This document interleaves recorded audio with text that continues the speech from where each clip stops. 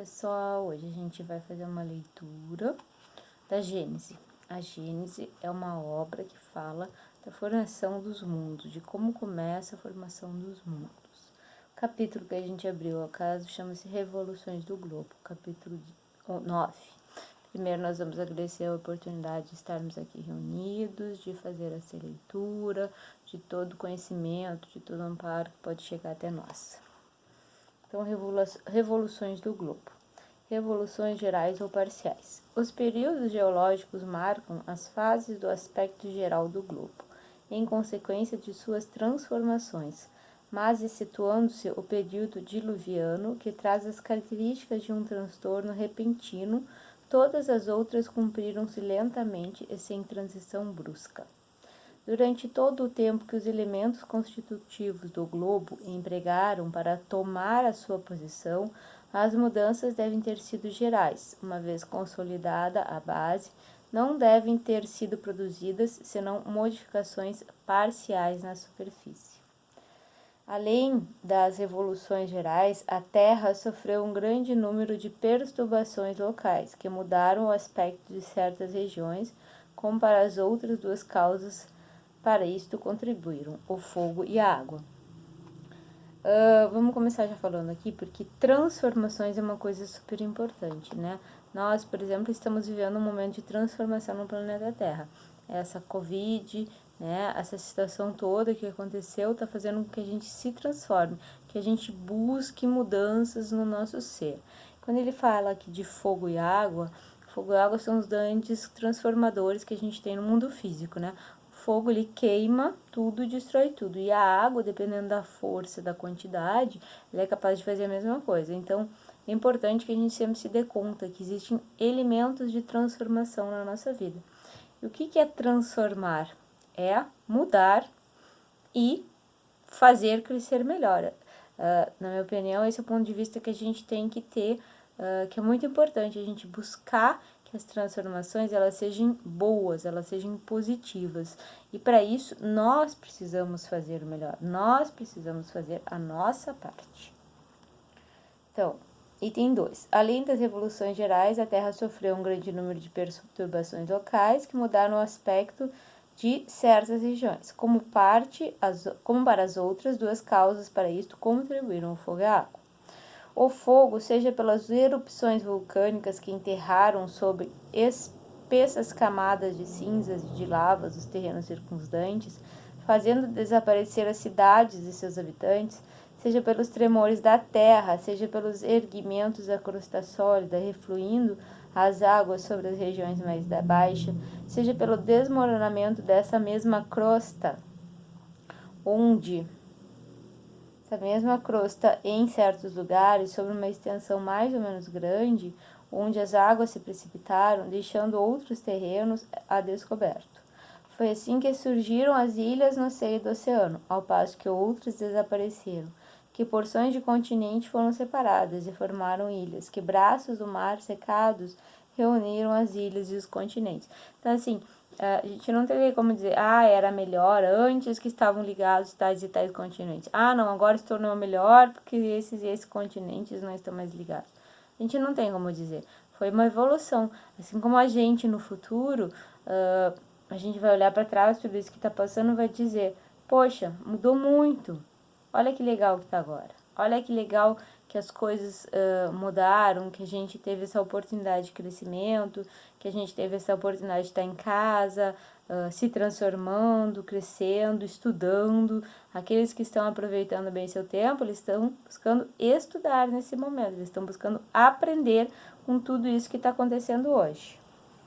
A água, seja pela invasão ou recuo do mar sobre certos litorais, seja pelos desabamentos que, detendo os cursos d'água, formaram os lagos, seja pelos transbordamentos e as inundações, seja enfim pelos aterros formados na embocadura dos rios. Estes aterros, recuando o mar, tomaram novas regiões. Tal é a origem do delta do Nilo ou Baixo Egito, do delta do Rhône ou Camargue. Idade das montanhas.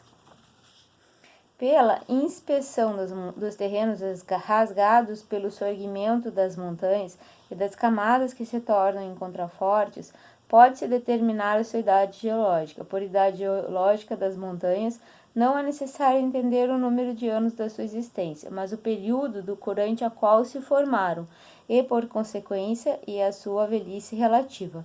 Seria um erro crer que essa antiguidade está em razão de sua elevação, ou de sua natureza exclusivamente granítica, tendo em vista que a massa de granito, em se erguendo, pode ter perfurado e separado as camadas superpostas. Eu não sei de vocês, meus amigos, mas eu adoro a natureza, adoro estudar como as coisas acontecem. E esse livro, Gênesis, ele é muito explicativo sobre a formação do planeta Terreno. E é muito legal para quem gosta dessa parte.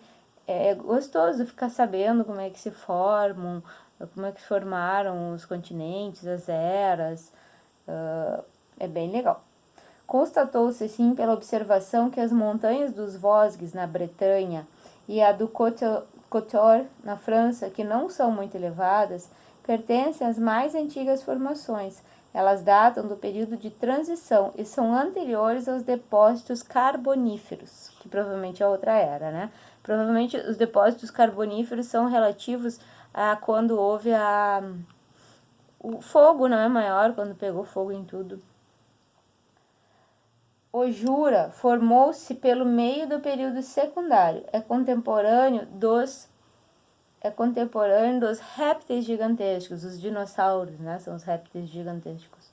Os Pirineus formaram-se mais tarde, no começo do período terciário. O Mont Blanc, que é uma cadeia de montanha famosa na Suíça, que é lindo, é muito bonito, e é só a gente ver, tem muitas fotos, só entrar na internet e procurar Mont Blanc que a gente vê.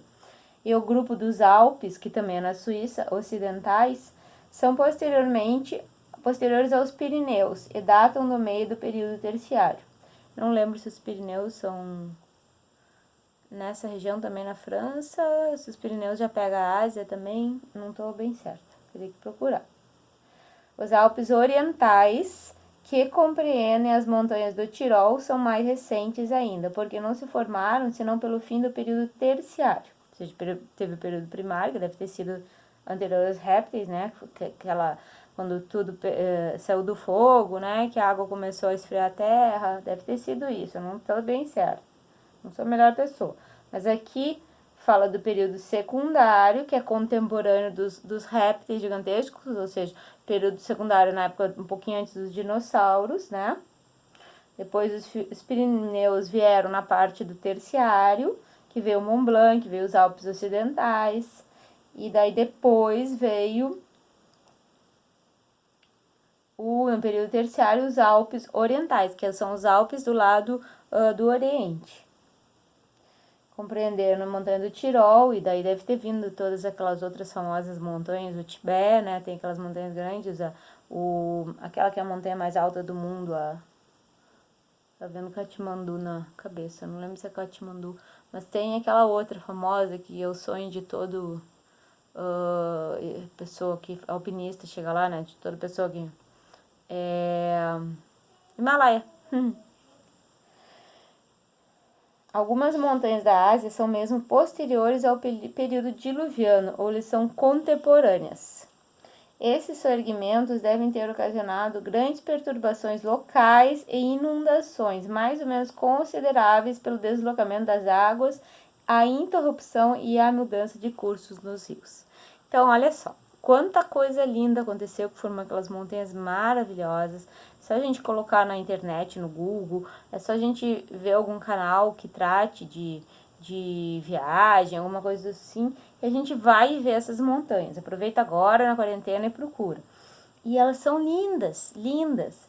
Então, para se formar aquilo, houve muita mudança, grandes perturbações, inundações consideráveis. Por quê? Porque as águas tinham que trocar de lugar. Imagina, a montanha vai subindo e daí o mar vai sendo empurrado, os rios vão sendo empurrados. Então vai inundando tudo. Imagina como ficou o planeta Terra naquele momento. Então, e a gente está reclamando de estar em casa por causa da quarentena, né? Então, as transformações, elas são necessárias, tanto do ponto de vista físico, quanto do ponto de vista moral, espiritual. Quando a gente fala de espírito, aqui a gente não tá falando, eu sou espírita, você é espírita. Não, a gente não tá falando de religião, de espiritualidade. Hoje mesmo eu tava lendo um livro, vou mostrar pra vocês. Espero que nada caia enquanto eu pegue. Que é um livro maravilhoso, de duas inglesas, de 1970 e alguma coisa, a tradução dele. Então, e ele é de espiritualidade. Não precisa a gente falar de religião. Os outros povos, Inglaterra, os Estados Unidos, acredito que também a Alemanha, todos os outros, mas eu falo principalmente de Inglaterra e Estados Unidos, que a gente tem mais acesso às leituras. Aqui tá o livro, desculpa. Ó. 7 viagens interiores, tá? Não sei se vocês acham pela internet, se encontra. Eu até tava olhando, ele falta acho que uns 6 anos para validar o tempo que pode se fazer uma cópia, né? Se pode que se pode reeditar, tipo o laboratório de medicamento que perde o registro, né? Então, se não me engano, daqui 6 anos ele pode ser reeditado. Então, já é uma boa para ajudar uma casa de caridade, quantas vendem livros, né? Se reedita e se vende. Por quê? Porque isso é uma tradução de um livro em inglês de 2 psicólogas que fala sobre espiritualidade. Então, isso não tem nada a ver com religião. Aqui no Brasil, nós somos um pouco tolhidos e um pouco castrados em relação ao termo espiritualidade. Na minha opinião, é causado até por religiões que nunca ficaram confortáveis com o conhecimento na cabeça das pessoas, né? Porque a gente sabe que o conhecimento abre a mente e a gente é menos bitolado e manipulado. Eu não quero aqui falar, né, mal de ninguém, muito pelo contrário, nem julgar ninguém, mas o conhecimento é a coisa mais importante que existe. A gente precisa conhecer, a gente precisa saber, a gente precisa ter consciência de que espiritualidade é a nossa ligação com o alto, é a nossa ligação com o ser maior, com o Criador, que nós chamamos de Deus, de quem for, de força suprema, infinita do universo, não importa. O que importa é que nós precisamos dessa ligação, nós precisamos dessa consciência de saber que muitos outros locais no mundo isso é uma verdade inconteste. E nós precisamos tirar esse véu, essa mordaça que nos foi colocada de a gente ser contra a espiritualidade, da gente ser contra essa ligação, essa união. Essa é a maior verdade que existe. Se nós pararmos de olhar para o nosso ego, né, que constitui nosso orgulho, as nossas regras interiores e situações às quais a gente se coloca, se a gente parar de colocar isso como algo forte e importante na nossa vida, a gente vai ver que nós somos todos uma ligação do divino. E nós podemos usar isso para o nosso bem, para o nosso favor e para o favor de todos, para uma melhora do mundo que a gente vive. Esse momento de transformação que nós estamos passando no planeta Terra é super importante para que a gente se dê conta disso, para que a gente busque essa melhora interior. Vamos aproveitar esse momento de Covid-19, esse momento em casa, esse momento de mais estudo, de mais reflexões e vamos nos melhorar. O pouquinho que a gente pode, cada pouquinho é uma pedrinha que a gente coloca cada dia.